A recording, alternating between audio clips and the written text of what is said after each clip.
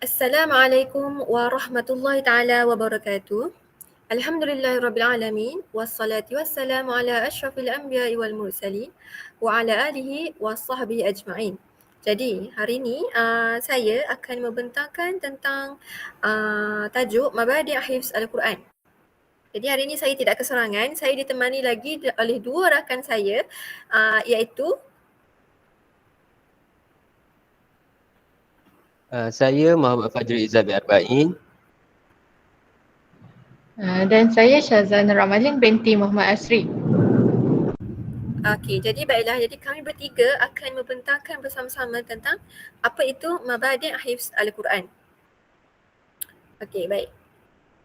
Sebelum kita pergi dengan lebih lanjut lagi tentang apa tu Mabadi' Hifz Al-Quran, saya ingin memberikanlah sedikit pengenalan tentang Al-Quran, yang mana Al-Quran ini yang adalah mukjizat terbesar yang diturunkan oleh Nabi Muhammad sallallahu alaihi wasallam. Dan Al-Quran ini juga mempunyai 30 juzuk dan diturunkan pada malam Lailatul Qadar seperti mana yang telah dinyatakan dalam surah Al-Qadr ayat pertama. Bismillahirrahmanirrahim. Inna anzalnahu fi lailatul qadr, yang bermaksud sesungguhnya kami telah menurunkan Al-Quran ini pada malam Lailatul Qadar. Okey, jadi kita terus masuk kepada konsep menghafaz Al-Quran. Jadi di sini saya telah nyatakan 3 konsep menghafaz Al-Quran, yang mana yang pertama, menghafaz adalah kaedah yang terpenting dalam mendalami ilmu Al-Quran. Jadi menghafaz ni memang adalah satu perkara yang penting lah semasa jika kita ingin mendalami ilmu Al-Quran. Jadi yang kedua pula, menghafaz memerlukan sesuatu kekuatan fikiran pada orang yang melakukannya. Dan yang ketiga, menghafaz sesuatu yang dipelajari dan mengasah ingatan melalui hafazan adalah cara yang paling baik untuk kita mengekalkan ingatan kita dan kecerdasan otak kita. Okey, jadi ini adalah konsep menghafaz. Okey, seterusnya. Okey, kita pergi pula kepada dalil kelebihan membaca Al-Quran. Okey. Kelebihan pertama apabila membaca Al-Quran ni ialah menghafal Al-Quran akan diberikan syafaat. Seperti mana sabda Rasulullah sallallahu alaihi wasallam, "Aqra'ul Quran fa innahu ya'ti yaumal qiyamah syafi'an li ashabihi." Yang bermaksud, bacalah Al-Quran kerana ia akan datang pada hari kiamat memberikan syafaat kepada pembacanya. Okay, jadinya sekiranya kita membaca Al-Quran ni akan menjadi syafaat kepada kita pada hari kiamat. Lebih-lebih lagi kepada kita yang menghafal Al-Quran. Lagi besar kelebihannya terhadap kita. Okay, seterusnya. Baiklah, dalil kelebihan membaca Al-Quran yang seterusnya adalah pembaca Al-Quran tu akan ditinggikan darjatnya.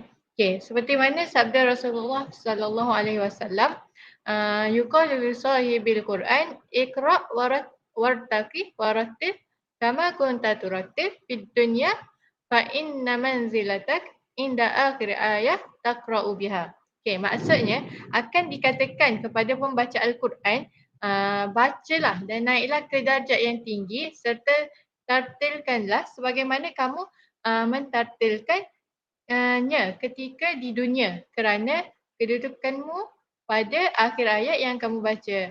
Maksudnya seseorang yang membaca Al-Quran, yang mengamalkan Al-Quran ni, dia akan ditinggikan darjat. Dia akan dapat kedudukan yang tinggi nanti. Dan kedudukan dia tu berdasarkan ayat akhir yang dia baca.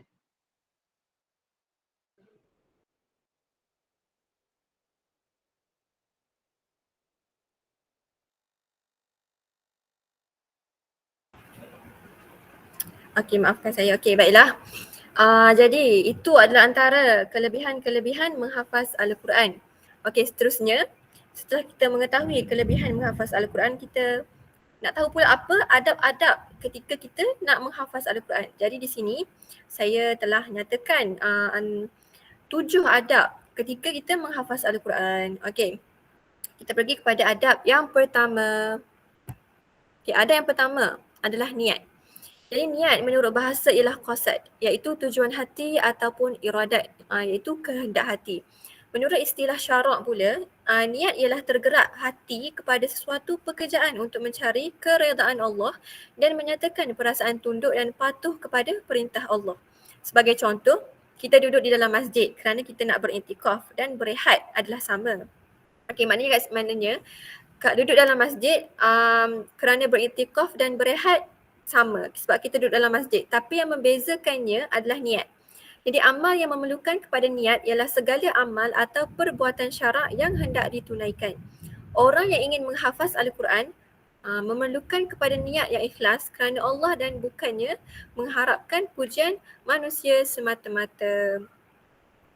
Okey, seterusnya ini adalah doa hafazan yang boleh kita amalkan untuk memperkuatkan ingatan kita ketika kita membaca Al-Quran. Okay, saya bacakan maksud dia.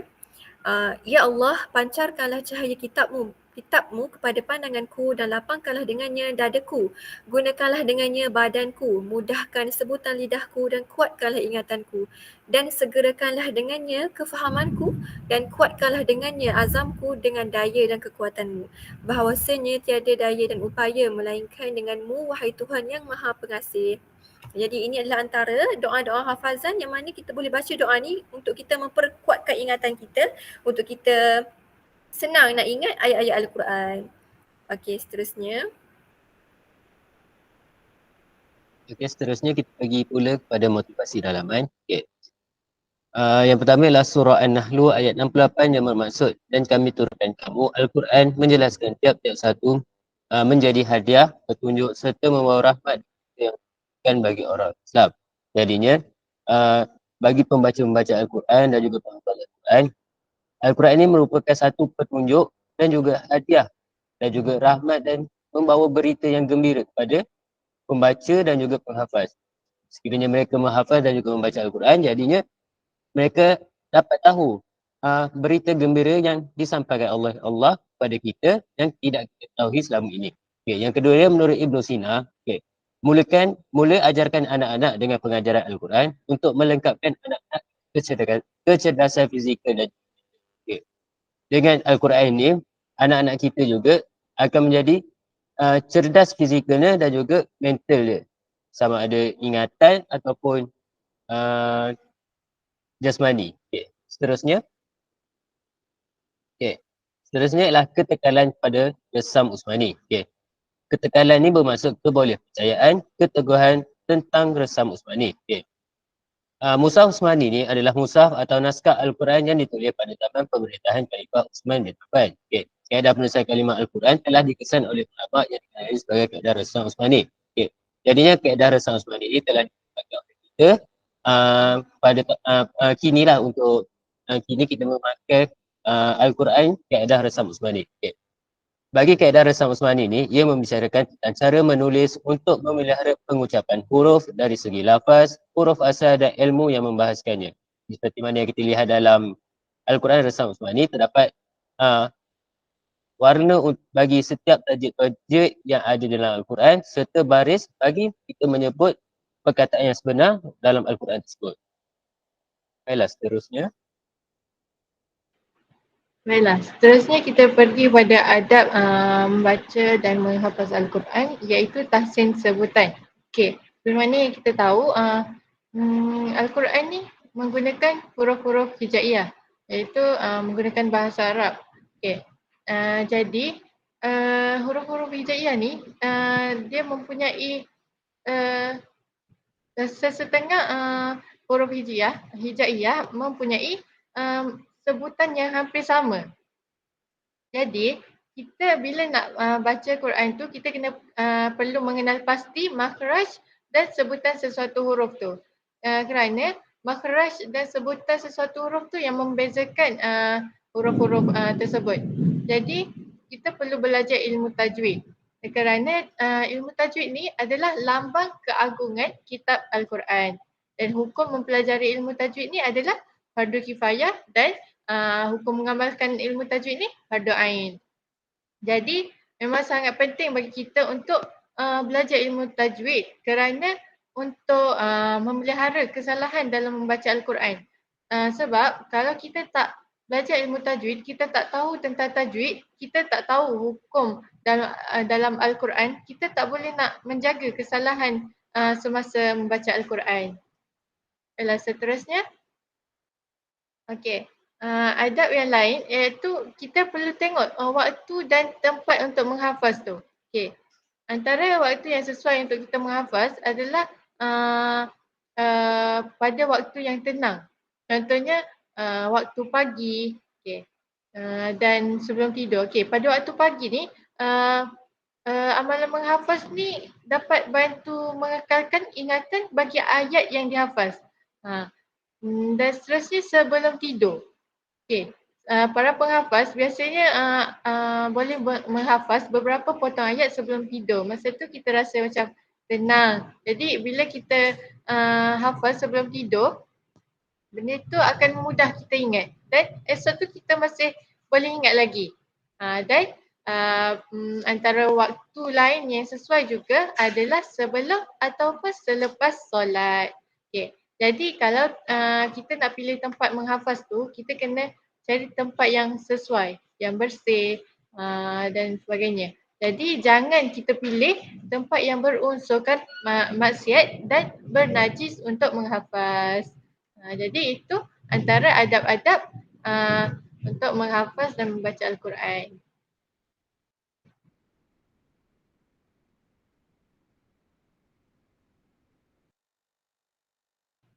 Okey. Seterusnya memilih kaedah hafazan. Okey, untuk memilih kaedah hafazan terdapat beberapa kaedah. Okey, antaranya ialah betulkan niat. Okey, betulkan niat ni maksudnya kita kena lakukan hafazan tu dengan ikhlas. Bukan untuk harapkan pujian. Maksudnya kita kena betulkan niat kita, kita nak baca Al-Quran tu, kita nak hafaz Quran tu untuk apa? Untuk sebab kita mengharapkan rahmat daripada Allah, yang nakkan keredaan daripada Allah, bukan sebab nakkan pujian daripada kawan ke keluarga dan sebagainya. Dan seterusnya antara kaedah lain untuk menghafaz adalah menggunakan mushaf yang sama. Kenapa? Sebab bila kita menggunakan mushaf yang sama, mata kita ni terbiasa dengan penulisan, warna dan seni hiasan yang ada dalam mushaf tersebut. Jadi minda kita akan terbiasa dengan mushaf tersebut. Okey. Okey, baiklah. Antara kaedah hafazan yang lain, yang ketiga adalah mulakan dengan perlahan-lahan. Okey, jadi maknanya apa masa kita nak start menghafaz ayat Al-Quran ni, kita mulakan dengan perlahan-lahan. Maknanya kita daripada dalam satu ayat tu, daripada satu perkataan kepada satu perkataan dan menjadi satu ayat dan daripada satu ayat ke satu ayat yang lain. Maknanya kita mulakan dengan perlahan-lahan. Biar apabila kita menghafaz tu, jadi ayat-ayat Al-Quran ni dapat kita ingat dengan senang.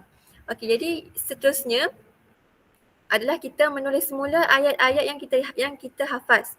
Jadi masa kita ingat, contoh kita ingat satu ayat Al-Quran, kita tulis semula. Sebab apabila kita tulis balik ayat yang kita hafaz tu, kita akan mudah ingat.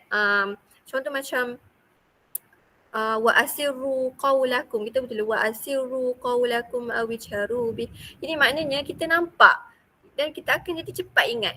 Okey, jadi yang ketiga pula mendengar bacaan ayat Al-Quran. Jadi selain daripada menulis, kita juga boleh mendengar bacaan ayat Al-Quran untuk kita mempercepatkan kita punya hafalan. Okey, baiklah, seterusnya.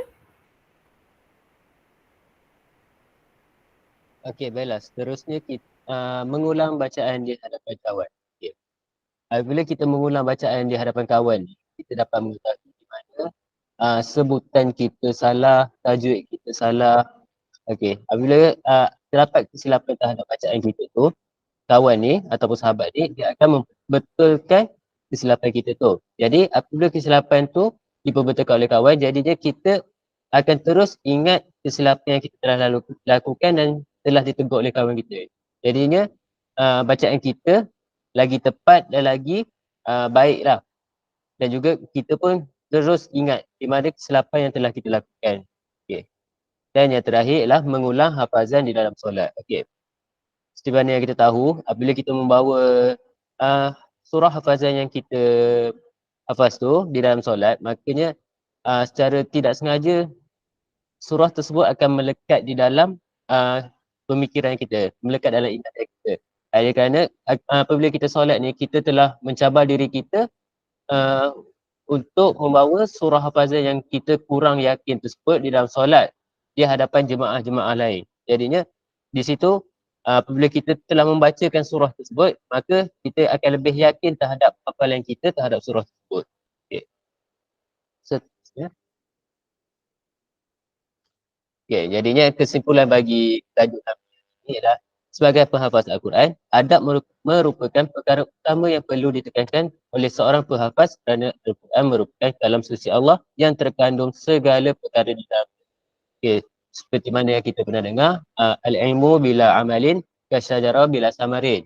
Okey, iaitu ilmu tanpa amal ni seperti mana pokok yang tidak berbuah. Jadinya seperti sama juga dalam menghafaz Al-Quran. Apabila kita menghafal Al-Quran tapi tidak mengamalkan adab menghafal Al-Quran, maka kita tidak akan dapat hasil yang memuaskan seperti mana yang kita harapkan. Jadinya apabila kita belajar adab menghafaz Al-Quran, kita perlu terapkan ketika kita menghafaz Al-Quran nanti. Itu saja daripada kumpulan kami. Wabillahi taufiq wal hidayah. Assalamualaikum warahmatullahi wabarakatuh.